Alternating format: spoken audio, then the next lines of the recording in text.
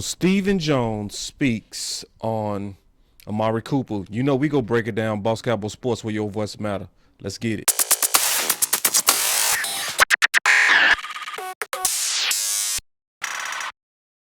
Obviously, it's that time of the year where Jerry and Steven can't avoid the cameras and the public. They have to combine. So whenever they, obviously appear in the public, people gonna have questions.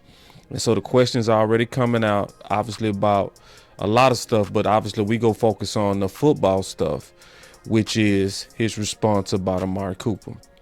So it's out, and it's a lot of obviously people writing on it. You can see this came in from NBC Sports, and I had a link in the description where Stephen Jones and Amari Cooper's future, it's too early to address. So that's his response to it. And that's good news whenever you hear him say something. But is it really good news? See, because this is the problem now. A lot of us, when it come down to Amari Cooper, we have a good memory. And you don't even have to have a good memory, because a lot of us, we would say we've seen this storybook before. We've seen the type of antics that we've seen in the offseason. We've seen it with Dez. We've seen it before. And so I'm going to go a little bit through history before I address him speaking out in the opening, because you got to remember, I do a good job, I would say, of keeping receipts to where I'm very aware Yoga fire of some of the things that were said in the past, because if you look in the past, you'll see that when Dez was going in the offseason, he was waiting. It was March 26, 2018, right? And Stephen Jones said the club didn't sign Allen Hurns to replace Bryant. He said Cowboys will still need to talk to Bryant about his contract. Hasn't done that yet. Also left door open to take a wide receiver in the first round. So the good news is the response about Cooper is not like that, because we obviously know that didn't happen, because his response to Cooper is too early to address. His response about Dez was totally different. He actually played Dez in the public. He made it seem as if they just needed to talk. They just needed to get to the table. But when you're looking at this stuff, I'm going to tell you the real key to the offseason. You really got to watch the media. The media are the ones who leak mostly what they really are likely saying inside the building. So if you look at Mike Fisher, so you see what Stephen Jones said, but look at what Mike Fisher was saying, because he was the one talking to those guys in the offseason. And what Mike Fisher was saying was totally different. Because Stephen was saying in the public, we just got to get around and talking to Dez. But behind closed doors, they was actually scheming to get rid of Dez. So in the public, they was saying, we just got to talk to him. In private, they was saying, like Mike Fisher put this out there. He said around that time, he said a handful of somebodies with power inside the Cowboys is waging a campaign to get Dez Bryant out of here. That much is clear. And that handful might get its way. And then if you look at what happened, obviously, with Dez, it's no surprise at what they really did. What they did with Dez was not what Stephen Jones said that they was going to do. He said they just needed to talk. He said, we just got to get around and talk to him about his contract. We just haven't done that yet. But in reality, free agent Dez Bryant tells James Slater that he would have taken a pay cut if it was offered. He expected one. It never was offered. So he himself was willing to work with the team, but they never even offered it to him. They was more so just waging to get him out of there, right? And then this also came out. The Cowboys did not offer Dez Bryant a pay cut. They simply released him, and no post-June 1st designation. It's simply a clean start for Dallas. Let me get my pitch out the way. And the organization. So, yeah. So when we looking at Amari, all of us, we can't help but, look at this as deja vu. Because the thing about it is, especially Amari Cooper became the solution for the problem that they made when they got rid of Dez. Because when they got rid of Dez, they got rid of Dez and sold us on a committee. And on that committee, they was saying that committee was going to make up for the loss of Dez. And they was throwing his name out in the media saying he wasn't a real number one. What are they doing right now with Amari? You hearing the same thing through the media. He's not a real number one. See, they play the same games. You just got to have a good memory to put it all together, and you'll see it's slightly different. It's some differences. But just to kind of go through history just a little bit more, I want to kind of showcase some stuff because we was being warned. Like Cole Beasley said, I'll say something or I should have been next. So in other words, it was when Dez spoke out. You know, when Dez talked about the predictable play calling, that's what he said. I'll say something or I should have been next. And he kept talking. And this is definitely a reminder to Cooper. See, this is the message to Cooper, but Cole just said it early. He said this early. He said utilization is more important than money. Utilization is more important than money. See, in the Dallas system, this is what I'm beginning to learn as I've been looking at history, right? I'm learning that this system thing, it's not even on Kellen Moore. This is likely a vision of Stephen Jones, and he wants people that's going to submit to his vision. Because the more and more I look at this is something that front office has, in terms of receiver by committee and the vision of it, of where they really trying to prevent from paying their number ones by having a committee of guys that can do the job. That's the vision that somebody somewhere wants to implement, and it's obvious.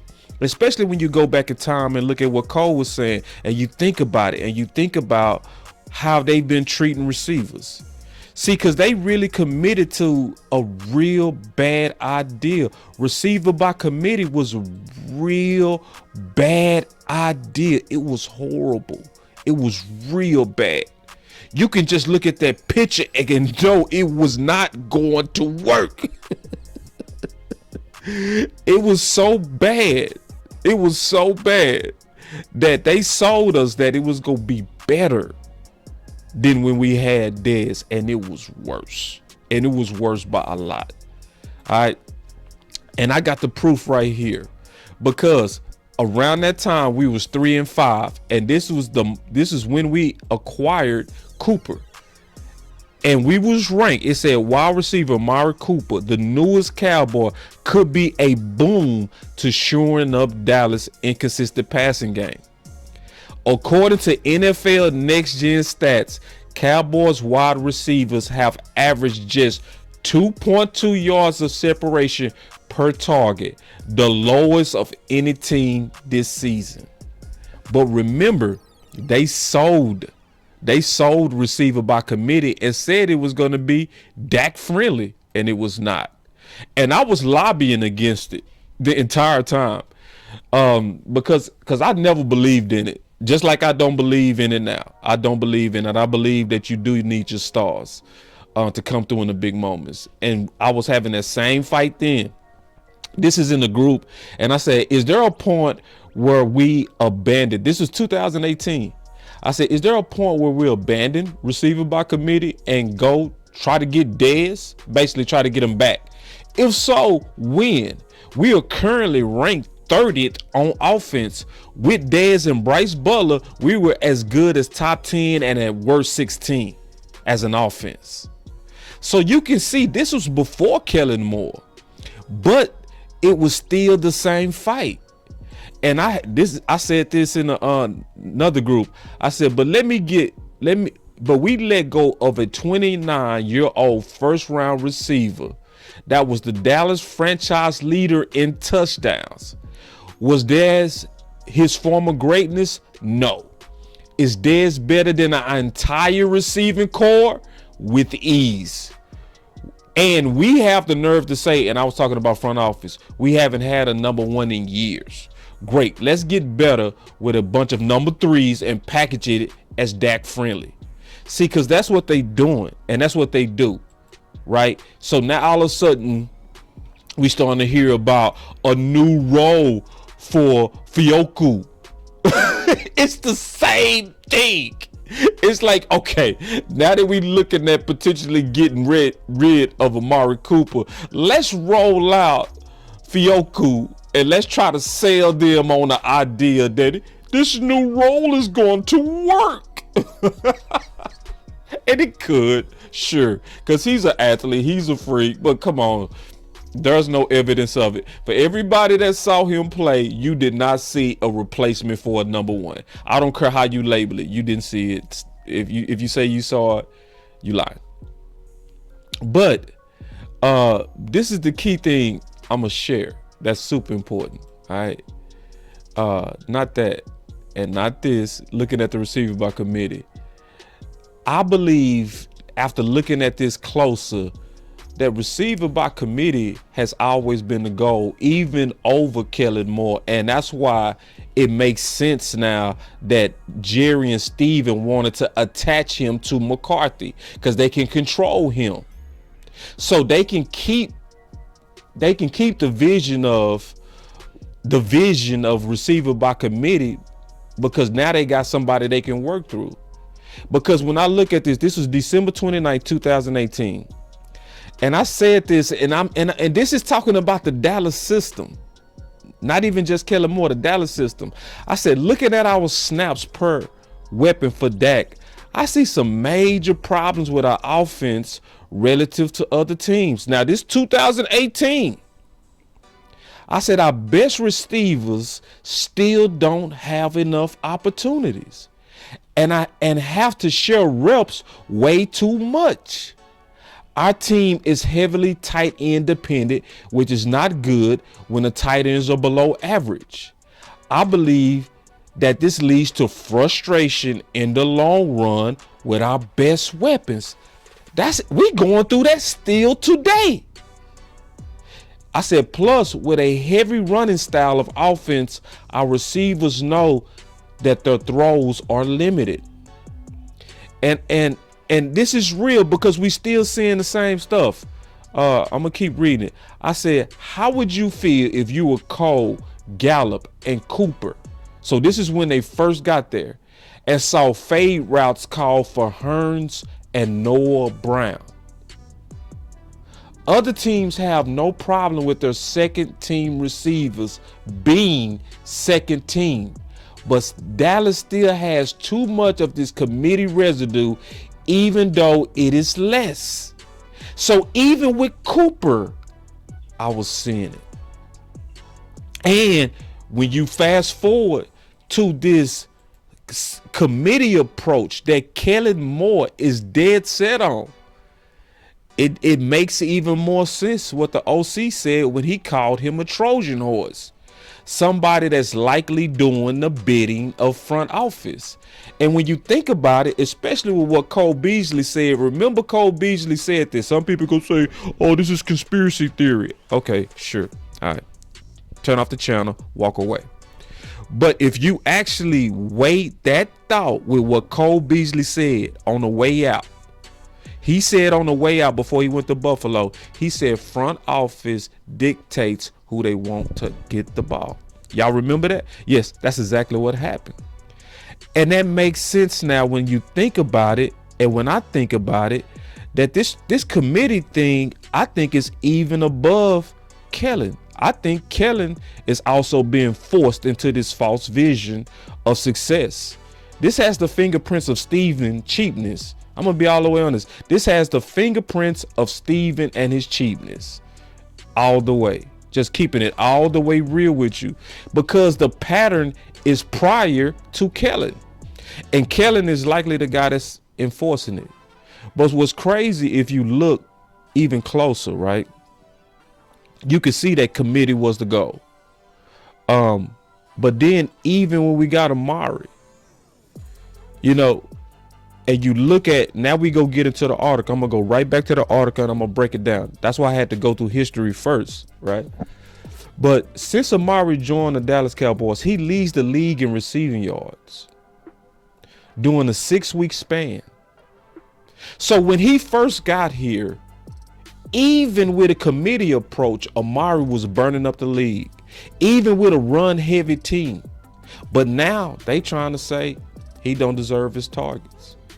And the whole narrative is totally switched. So let me go back to this article and then we go break it down. Okay. So as we break this down, I'm going to just kind of read a couple of points of it and get to the point of what Steven is likely saying, because that's what y'all here for. Y'all hear about to decode the language and potential future of Amari Cooper. So we go do that. All right. So as we go back and look at it, Amari could remain with the Cowboys next season, but based on previous comments by Jerry Jones and Stephen Jones, it seems unlikely with the receiver agreeing to a pay cut. Without the receiver agreeing to a pay cut. So now you got a lobby for NBC Sports trying to get him to take a pay cut. It's crazy. He said Cooper's $20 million base salary becomes fully guaranteed March 20. So the team has less than 3 weeks to decide what to do with him. All right. So John Machota of The Athletic asked Cowboys executive vice president Stephen Jones directly whether this team is planning for Cooper to be a part of the 2022 roster. Jones didn't say yes, but he also didn't say no. It's too early for me to address that, Jones said. So the good news is this. This is the good news when you look at this. He's handling it totally different than how he handled Dez. Remember, how he handled Dez is he was actually running the clock out on Dez. Because he said Stephen Jones said club didn't sign Allen Hurns to replace Bryant. He was trying to give a false confidence to Dez that, hey, we got plans. We just ain't got around to you yet. On this one, with Amari, he don't even want to talk about it. See, because Dez was in a totally different situation. The fans had turned against Dez. And I really want to do a video on that because Dez has always been one of the most misunderstood athletes, like for real. Like everybody started coming down on him over routes.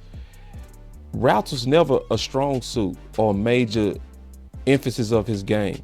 He is in history likely the best contested ball receiver in history, right? Julio Jones is still playing and has still not caught him in touchdowns.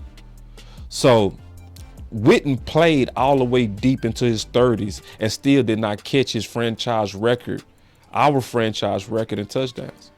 But they was already out. The media already was killing Dez. The fans was already to get Dez. But see, Amari is different. Amari was the rescuer from the receiver by committee. So the fans got a real fresh perspective on how dumb receiver by committee was. So yeah, the old saying, you know how it go. Fool me once, shame on you. Fool me twice, shame on me, right? So we ain't falling for it and we not in a hurry to let him go. So to me, that's also why you're getting the timidity in Stephen Jones. You're not seeing him as assertive in his speech as he was with Dez. We ain't got, yeah, it's too early for that. Like they haven't had that talk. You know, they had that talk. It's just what's really going on is the fans, they not believing in this receiver by committee that they trying to sell again. So that's obviously my thoughts on Stephen Jones and his speaking out on Amari. It's good. It's good because it's saying the public pressure is weighing on front office. A lot of people think they don't matter, but you do matter. You matter. You matter greatly. That's why they play to us so much. They wouldn't play to us if we didn't matter. Okay. And they are reading the trends and the speech on Amari Cooper. And Amari Cooper is wanted in Dallas. They not falling for the hype. They not falling for the spin. They not falling for He's not a number one. People know who he is in Dallas. Outsiders might be dumb, but Dallas fans know who Amari is. They know he's not old. They know he still got tread. It's not working, and it's not gonna work. So they gotta be sensitive. So it's one of those things that what we all hope, to be honest, to be all the way honest, is that the pressure of Dallas does its job to where even though Stephen Jones, he really want to cut him. He want to cut him. We want the pressure of the Dallas Cowboy fans to make it to where he hesitantly have to keep him. And the only way to do that is pressure. We got to continue to apply pressure. We got to continue to trend and put our voice out there, share the content, share your thoughts on keeping the mark, because they read the trends. You got to. That's the benefit of social media. You can measure it. So y'all stay on the lookout, because we got some fun stuff coming up too. We got Freestyle Wednesday on the call-in show. So we're going to have a full call-in show. Good news, we worked out all the calls. We now have 2 call systems. We have a primary and a backup. So y'all just stay with us, man, because we got a lot going on here at Boss Cowboy Sports. And also, man, please continue to like, share, and subscribe to Boss Cowboy Sports. And we got more content coming, but y'all stay up. I'm out. Peace.